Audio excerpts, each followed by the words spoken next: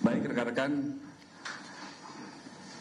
jurnalis yang kami hormati, kami izin yang pertama menyampaikan perkembangan situasi Kamtibmas di wilayah hukum Polda Metro Jaya.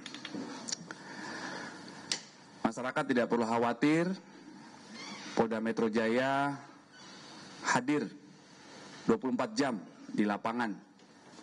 Kami berkomitmen dan Bapak Kapolda Metro Jaya senantiasa mengingatkan seluruh jajaran untuk terus melakukan upaya-upaya kepolisian untuk menjaga Jakarta dan sekitarnya di wilayah hukum Polda Metro Jaya. Kegiatan-kegiatan preemptif, imbauan, kegiatan-kegiatan preventif, patroli setiap saat dilakukan rekan-rekan kami di tingkat Polsek, Polres, kemudian patroli skala besar.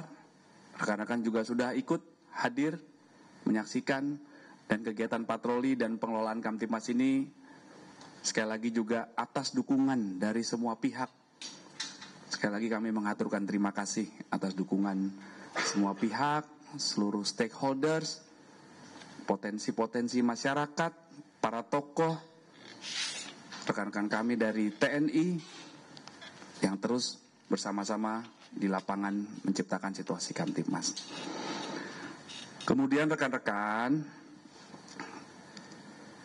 kami ingin menjawab pertanyaan dari rekan-rekan bahwa apakah benar ada penangkapan ya terhadap seseorang. Jadi benar, Polda Metro Jaya dalam hal ini penyidik dari Direktorat Reskrim Polda Metro Jaya telah melakukan penangkapan terhadap saudara DMR atas dugaan melakukan ajakan hasutan yang provokatif untuk melakukan aksi anarkis dengan melibatkan pelajar termasuk anak. Ya, jadi anak ini usianya sebelum 18 tahun. Saudara DMR diduga melakukan tindak pidana menghasut untuk melakukan pidana dan atau menyebarkan informasi elektronik yang diketahuinya membuat pemberitahuan bohong yang menimbulkan kerusuhan dan keresahan di masyarakat dan atau merekrut dan memperalat anak dan membiarkan anak tanpa perlindungan jiwa sebagaimana dimaksud dalam pasal 160 KUHP dan atau pasal 45A ayat 3 junto pasal 28 ayat 3 Undang-Undang nomor 1 tahun 2024 tentang ITE dan atau pasal 76H junto pasal 15 junto pasal 87 Undang-Undang nomor 35 tahun 2014 tentang perlindungan anak, di mana dugaan peristiwa tindak pidana yang terjadi itu diduga terjadi sejak tanggal 25 Agustus ya di sekitar atau depan gedung DPR MPR RI, sekitar Gelora Tanah Abang, Jakarta Pusat, dan beberapa wilayah DKI Jakarta lainnya. Nah, jadi proses pendalaman, proses penyelidikan, proses pengumpulan fakta-fakta, proses pengumpulan bukti-bukti itu sudah dilakukan oleh tim gabungan dari penyelidik Polda Metro Jaya itu sudah mulai dilakukan sejak tanggal 25. Jadi mohon waktu, itu update-nya rekan-rekan. Saat ini penyidik, ya, karena kegiatan yang dilakukan adalah atau upayanya adalah penangkapan, maka penyidik saat ini masih terus melakukan pendalaman terhadap peristiwa ini. Ya, jadi sementara itu update-nya rekan-rekan. Nanti apabila ada update lebih lanjut akan kami sampaikan kemudian, ya. Iya.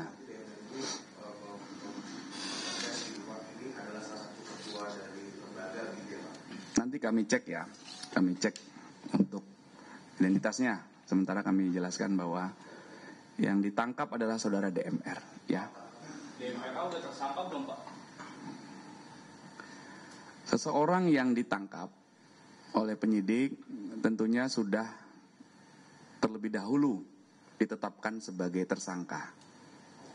Ya, jadi mohon izin kami menyampaikan bahwa apabila kami menyampaikan mengamankan berarti melakukan upaya kepolisian untuk mengamankan seseorang yang untuk melindungi atau diduga melakukan tindakan-tindakan yang mengganggu ketertiban, itu mengamankan. Kalau menangkap, maka tadi kami bilang penyidik, karena statusnya adalah penyidikan, penyidik menangkap, melakukan upaya penangkapan terhadap seorang saudara DMR yang sebelumnya sudah ditetapkan sebagai tersangka, yang proses penyelidikannya sudah dimulai sejak tanggal 25 Agustus. 25 Agustus Senin, ya, waktu ada kegiatan yang pertama. Nah, itu penyelidikan dilakukan, ada fakta-fakta, ada bukti-bukti yang didalami terkait peristiwa ini.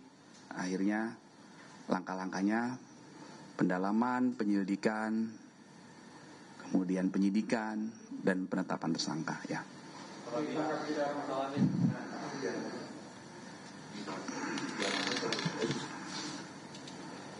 Nanti kami update, ya, izin rekan-rekan, ya. Oke, sementara ini awal dulu, ya, untuk awalan rekan-rekan, ya. Ya. Kan diberitahukan bahwa juga menyebarkan informasi elektronik dan membuat pemberitaan bohong. Iya. Ini apa yang disebabkan? Iya, nanti ini masih didalami, ya. Jadi ini umum dulu rekan-rekan. Nanti perkembangan pada kesempatan pertama akan kami sampaikan. Ini penyidik masih terus melakukan pendalaman. Ya, jadi penyidikan itu harus dilakukan secara hati-hati, secara proporsional, secara prosedural, secara profesional, dan ada SOP. Jadi ada saksi satu dengan saksi lain, ada tersangka satu dengan tersangka lain, kemudian barang bukti, TKP, itu masih diuji, masih dilakukan pendalaman, ya. Untuk detail peristiwanya, perannya, nanti kami update lagi, ya, izin, ya. Iya, mohon waktu, ya. Nanti kami pastikan untuk update selanjutnya, ya. Jadi saat ini sebatas itu dulu, ya. Oke.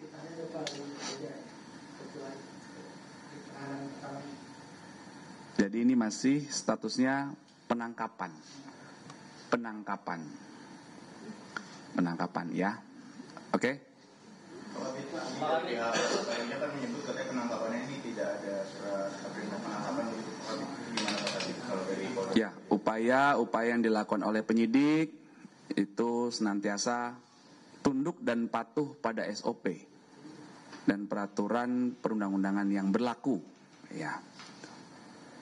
Mbak, tadi disebutkan juga kalau yang bersangkutan itu mengajak anak-anak untuk pelajari. Artinya dari 629 yang sudah ditangkap, pelajar yang sudah ditangkap oleh Polda Metro, ada yang menyampaikan hal itu, sehingga pada saat proses penyidikan sampai akhirnya sekarang sudah ditetapkan tersangka, yang bersangkutan salah satunya berdasarkan keterangan daripada yang sudah ditangkap. Seseorang yang telah ditetapkan sebagai tersangka, kemudian dilakukan upaya penangkapan, ya antara lain, itu tentunya berawal dari adanya bukti yang cukup. Bukti yang cukup itu terdiri dari beberapa alat bukti dan beberapa barang bukti.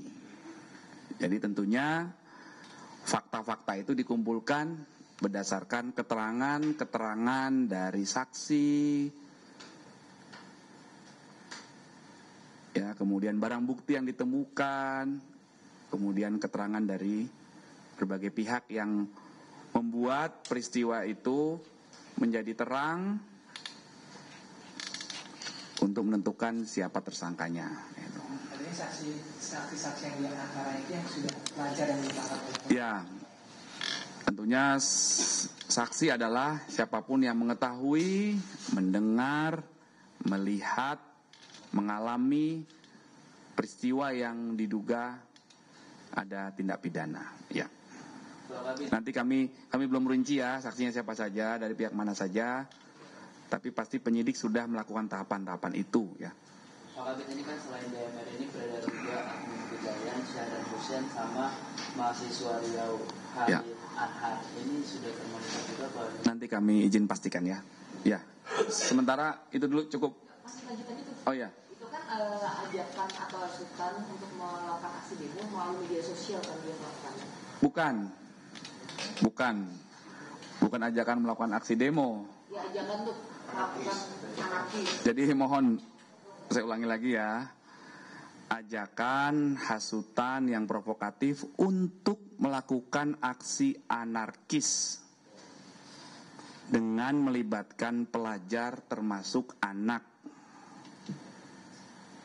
Kalimat Ya. ajakannya seperti apa?